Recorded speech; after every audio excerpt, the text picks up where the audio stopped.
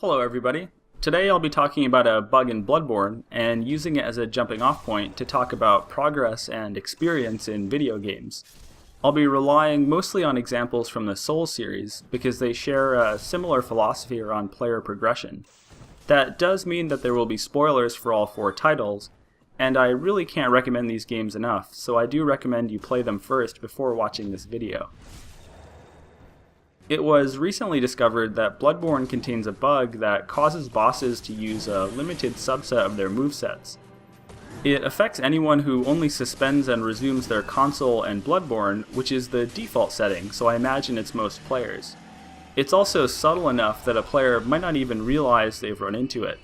There's a pretty humorous guide to the Blood-Starved Beast on YouTube where he only uses his step forward and swipe attack, and the quote guide shows how to punish this one move. I mean no disrespect to the folks who made this video, I just think it illustrates how easy it is to run into this issue and not know it. This issue hasn't gotten much attention because it doesn't prevent the player from progressing the story, meaning they can still successfully finish the game. But I think this raises the question of what it means to finish a game, what it means to make progress. It shouldn't come as a surprise that boss fights are integral to the Souls series. They've come to exemplify the hard but fair mentality that runs through each game. But the reason that these fights matter is the experience that they convey to players. Each boss fight is a bit like a puzzle. Players learn the boss's moveset, develop a strategy to counter it, and execute. Each death is a learning experience, creating another iteration of this loop until the player is successful. This slow march toward mastery is progress. Players feel like they've moved forward in the game if they've gained some understanding that gives them a better chance of being successful in their next attempt. Flamelurker from Demon's Souls is a good example. Each time I faced him, I felt like I had learned something new. I learned a good way to use pillars to heal safely. I learned that he was weak to magic. I learned how to dodge roll to get behind him to safely inflict damage. I spent 2 days just fighting Flamelurker, but I never felt like I wasn't going anywhere. Each attempt gave me tools that I could use later, not only for Flamelurker, but for the rest of the game more generally. This is progress, but not in the literal definition of the term. Getting killed by Flamelurker didn't get me any closer to the credits, but players don't play games in order to finish them. Finishing a game is not meaningful in and of itself. Its meaningfulness is equivalent to the experience the player gets from playing the game. Each death to Flamelurker is part of that experience, so as long as that experience contributes to a sense of progress, in this case a feeling of mastery, it should be viewed as a form of progression. Compare this to my bugged fight with Martyr Ligarius. Punishing his simplistic moveset isn't a compelling experience. It's not just that it's not fun, or that it's a little boring. It's that the sense of accomplishment that players seek from Souls games is lacking. The experience you're looking for is simply missing. It's night and day from the fight's original intent, a chaotic and frenetic duel that you can't wait to try again if you fail. It's not just the fights themselves that suffer from this bug, the pacing also takes a hit. The difficulty of boss fights in Souls games is not arbitrary. It's intentionally set to match the difficulty of surrounding areas. Consider the old hero. The descent in Shrine of Storms 2 is probably one of the most difficult sections in Demon's Souls.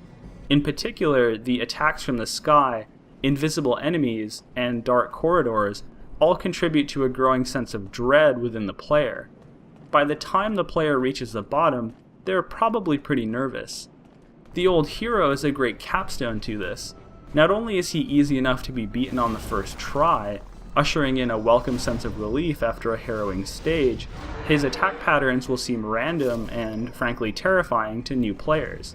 The difficulty here isn't arbitrary. It considers the player's mindset and is set appropriately to match it. Compare this with Dark Beast Parl. Most players will encounter Parl after having gotten kidnapped. The player is excited to see a cutscene, but anxious about the circumstances. The atmosphere of Hyphagian Gaol goads players into wanting to get the hell out of there. When they see a tunnel going to an open field, they're probably feeling a mixture of relief and apprehension.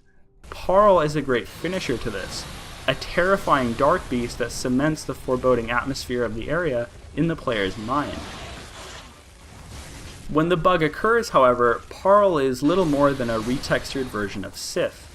The intimidation factor of Yahar Ghul and the way it affects how the player approaches the area is lost. What's interesting about Parl is that players get to choose their own experience here.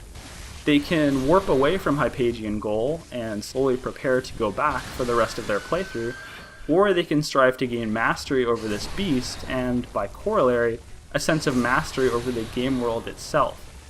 This small decision-making process is a fantastic study in allowing players to pace the game in a way that's most comfortable for them.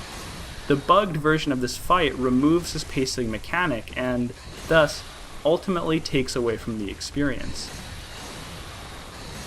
What's fascinating about this is that Parl is a completely optional encounter. He doesn't help the player progress toward the end of the game, but his inclusion is important because of the way he contributes toward the game's pacing. It doesn't matter whether you defeat Parl, what matters is that you experience fighting him. This experience is the progress. At this point, I was going to talk about how this bug can mislead players about the story.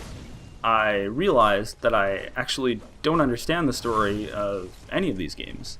So, when the bug occurs, the Shadows of Yharnam don't have snakes. And that means, something. Right? The cohesive nature of Souls games enables them to provide a very deep level of immersion. The textures, sounds, movement, combat, and other gameplay systems work in harmony to provide a single experience. I talked about this a little bit in my Demon Souls and Sound videos, but you can take any one component in a Souls game and use it to gain understanding of the other components. In that case, it was the soundtrack. The movesets of bosses fall under this umbrella. Ornstein, the loyal knight of Gwyn, uses lightning attacks, subtly teaching the player about where he fits into the game's world. Garl Vinland's defensive posture and Maiden Astraea's passivity speak to the role that they play in the swamp, or at the very least cause the player to wonder about the nature of demon souls. Mikolash is a spellcaster, and his use of the Augur of Abricius, in particular, speaks to his background and how he fits into the world of Bloodborne. Take this away, and the fight is, at best, perplexing. It might be a bit of a backhanded compliment, but small misses like this have an inordinate impact in a cohesive and tightly put together game like Bloodborne. It very much feels like you're playing a game, and rather than delving deeper into the mysteries of the dream, the player is taken out of the experience. Also, screw Mikolash on New Game Plus. The negative effects on a sense of mastery, pacing, and storyline add up to an experience that grossly misses the intended experience of Bloodborne. This is what I mean when I say that this issue is game-breaking. You can still finish the game, you can still get the credits to roll, but you haven't really experienced what the game was trying to convey. It's like you've taken out a big chunk of it, and without that piece, the intended experience is just gone. Souls games are famous for hidden, optional content, but I don't think this is the same thing. The removed components are too fundamental to the game's experience. When is a bug game-breaking? If this bug caused guns to stop working, would that be a game-breaking issue? If the Chalice dungeons didn't work, would that be a game-breaking issue? In both cases, I would say yes. In a literal sense of the word, the game is still finishable. But in an experiential sense, the game would feel broken. A core aspect of it wouldn't be present. What do you think? I'd love to hear your thoughts. Let me know in the comment section below. Thanks!